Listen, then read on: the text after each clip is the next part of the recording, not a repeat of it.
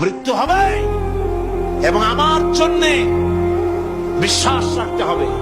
আমার জন্য যদি কোনো বুলেট এর উপরে আমার নাম লেখা থাকে, পৃথিবীর সমস্ত মানুষ আমাকে পাহারা দিয়ে সেই বুলেট থেকে আমাকে রক্ষা করতে পারবে না।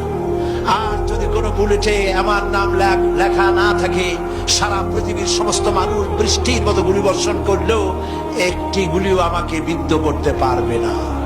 এটার নাম হলো ঈমান। এটার নাম কি? এই ঈমান পেলাম কোথায়? কোথায় পেলাম? কোরআন শরীফে। কোথায় পেয়েছি? আল্লাহ রাব্বুল আলামিন বলেন, ওয়ামা হুম বিদাররিনা বিহি মিন আহাদিন ইল্লা বিইজনিল্লাহ। একথা সুস্পষ্ট, আল্লাহর অনুমতি ব্যতিরেকে বান্দার কোনো ক্ষতি সাধন কেউ করতে পারে না। জোরে বলেন সুবহানাল্লাহ।